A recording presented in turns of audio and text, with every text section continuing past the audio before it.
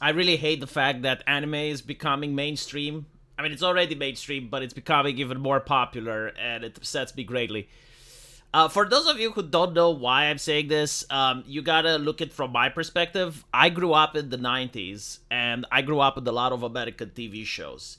Stargate, Xena, Buffy, Battlestar Galactica, Star Trek, so on and so forth. And this was considered to be the entertainment. Now, anime existed back then. We used to have things like Dragon Ball, Digimon, Pokemon, Naruto was its in infancy. And I remember every time I tried to promote anime to someone, it would be like, why are you showing me cartoons? Like, cartoons are for kids. Real men watch Stargate. I'm not even kidding. That was the mentality. And I understood it because the shows that America was producing were so superior to anything else on the market that, something like Prison Break would definitely overshadow anything else. And then some changes happened, and the change is very interesting. Anime actually became worse than what it was back then. In this, not in the sense of graphics and visuals, like those improved. But if you look at the story, if you look at the themes, if you look at some of the things that they used to make in the early days, they are far superior. Like anime back then were a lot more dark, more visceral. They even had more fan service. Like basically, it was like kind of like no holds barred, like just anything goes type of thing, which made it a spectacle. It really gathered a lot of attention. Now anime is more toned down. Like I would actually consider anime now to not be as good as stuff that was made in the past. Like where you're never going to have another Death Note, for instance. And so we have to ask the question, why are people tuning into anime? Why is anime replacing Disney? Why is the world's entertainment, if you will, moving away from the United States, from the Superman and the DC comics, into the anime land? And that has to do with the change of culture in the US. First of all, it's the hiring of the people. Like, people are hired now on an ideological basis. And I want you to imagine what would have happened if this was the case back in the 90s. Like, if every single studio required to meet a certain quota, a certain percentage of religious people. Like, in order for you to be considered a good company, you needed to hire at least 40% of evangelicals in that company. What would that mean for the entertainment that the company produces? Like, try to imagine how Xena Warrior Princess would have looked like if the studio was just staffed of some of the most rabid, hardcore evangelicals that you can imagine. I mean, chances are that show may not even be greenlight, but it would definitely affect the end product, right? And it would definitely create a certain standard and guidelines on how the TV station is even allowed to write shows like Xena Warrior Princess or to write shows like Stargate. And that's what's happening now. Like, you can go on Amazon's page and you can see their mission to provide inclusivity, equity, diversity, right? Because, again, like, their staff is now changed. Like, they are staffed by ideologues who aren't there in order to create entertainment, but instead they're there to figure out how to use their ideology and hide it within the entertainment. There's two great examples of this. Number one is the show The Last of Us. The producer of the show had an interview where he talks about episode 3, I believe, which is a romance between two gay people. And he basically says that he is aware the market doesn't like seeing stuff like that. Like, that's not what the audience is tuning in. They're tuning in to see a zombie apocalypse. But he feels as the role of an educator in order to push it on the market the same way that a mother hides the carrot inside the broccoli and forces the child to eat it. That's how he views his work.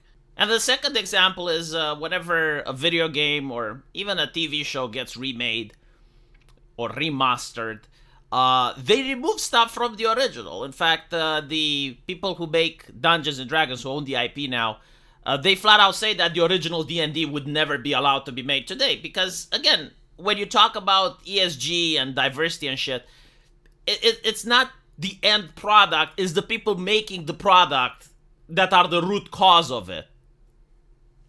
I think my comparison with a company that would only hire a quota of evangelicals, like they won't even consider you, even if you're the best in the field, unless you're like a hardcore evangelical fanatic, they will not hire you. If you do that type of hiring practices, you're not going to get good games like Diablo, right? And this is what's happening at Netflix, this is what's happening at Amazon, like they have these mission statements. And so you can't create entertainment like that. If you constantly make entertainment based on an ideology, it eventually becomes sanitized, stale, and even if people were to agree with the message that you're sending, you reach market saturation pretty fast. Like everyone knows the message, everyone is aware of social justice, everyone knows the woke ideology, and if you keep bombarding people with it in every single TV show, every single movie, people just tune out. And so they move towards anime, right? And the problem with this is that the same companies that have the same people working there and the same mission statements are now going to be the suppliers of those anime. And they're obviously going to start injecting their ideology slowly and surely. First with things that people won't complain about. They're going to be like, okay, well, there's too much fan service in anime. There's already a lot of articles talking about that. It's like, let's get rid of it, you know? Like, you want your anime to be on Netflix? Well, yeah, but like this fan service here and this fan service there, they gotta go. This character is too lewd. We don't like the behavior of this character. And so the anime studios are going to get the memo. Okay, you want to sell overseas, right? You want to make money. You want to stay in business. Well, you gotta listen to what the Netflix censors want. And this is the exact same thing that's happening to movies in America. They want to sell in China, so they have to censor based on the Chinese sensibilities. This is why in the United States right now you have LGBT representation in almost every single TV show, but almost every single movie doesn't have gay characters in it, because China. And this is what's going to happen to anime. It's like, okay, well, if you want to sell, you gotta start censoring. And it will start with the fan service. It will start with things that everyone agrees. Probably a lot of anime revolving high school romance and shit like that. I mean, those are probably going to have to do super toned down. I think like even Dragon Ball, like the original Dragon Ball, has scenes that would have to be censored. And then once people are used to the fact, it's like, okay, you want to work with Netflix, you gotta censor. They will start updating the guidelines and be like, okay, even more guidelines, even more censorship. Like, let's talk about violence now. Oh, your show has violence towards children. Or sorry, no, they don't say children, they say minors, right? So that it includes anything, even 17 years old. It's like, your show has violence towards a 17-year-old. We don't want to show that on our platform. We don't stand for that. You need to censor. And then it will be like, okay, well, why aren't you reaching diversity quotas? Like, your anime doesn't have a single minority character. Oh, your anime does have a minority character, but there's violence against them, or they're treated as the villain.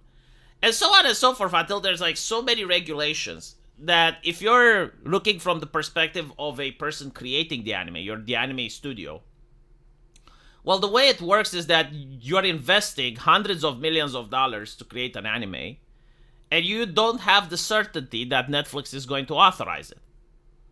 And so what you do is you hire a consultancy company. You hire someone that maybe knows someone at Netflix that will be like, it's okay, we're going to consult your shit, and we're going to make sure that it actually passes the Netflix approval. And then you get the situation that you have in the video game industry. This is why I'm not happy that anime is becoming popular. It's one of the last bastions of entertainment that's left. I don't even know what else is there except like starting to watch old movies and going back and watching old anime and shit. But yeah, I do think if this continues, companies like Netflix and Hulu are very censorious. And they would not approve. Which company decided to ban a fly over a cuckoo's nest? Right? I mean, these companies are mentally unhinged. They're insane. I don't trust them with my entertainment. And the problem when you make entertainment like this, like if it's like 1 or 2 rules, it's fine. But when you look at the stuff that they approve and disapprove, it's so vague, and it's usually a compendium. And I'm telling this because I know what Steam allows when it comes to video games. and you look at the SRB rating, and if you want to make your game so that it's like rated T for teens or it's rated M for mature, like you got like a list of shit. It's like don't add alcohol, don't add smoking, don't blah blah blah. And yeah, you're going to have consultants in order to figure that out. Now, regarding on why Netflix managed to outsell Crunchyroll and Hulu, the explanation is simple. It's because Netflix has more money. They can advertise a lot better. Their platform is for a general audience, right? Like, they're not niche. They're not designed to only serve people that like anime. And so you may have someone that doesn't know what anime is, and they're trying to find something to watch, and then they stumble across the anime, and they look at it, they watch an episode, and then they get hooked. The problem is, like, if companies would understand that having a niche market and not trying to be number one is a good thing, then this wouldn't be a problem. But the reality is, like, most companies now have the mentality you have to expand, expand, expand. And so you may have, like, companies like Crunchyroll all of a sudden deciding, yeah, you know what, we're actually going to start adding movies now. We're actually going to start adding TV shows now. And it just waters down what the thing was initially supposed to be. I see this happening a lot. And it didn't used to happen before. Like, before, if you had a company that was, like, selling death metal items, right? Obviously, they're not going to make the same amount of cash as a store that would sell everything. But they were doing it out of a passion, basically. Like, they're doing this because they like the community. And so that mindset is gone, and it's replaced by corporate suits and marketing people. And the marketing people, they're not going to be like, okay, well, we're doing pretty well. I mean, we have our loyal customer base. We're making a profit. Yeah, sure, we're not Netflix, but we're doing good. No, the idea is like, how can we reach to the wider audience?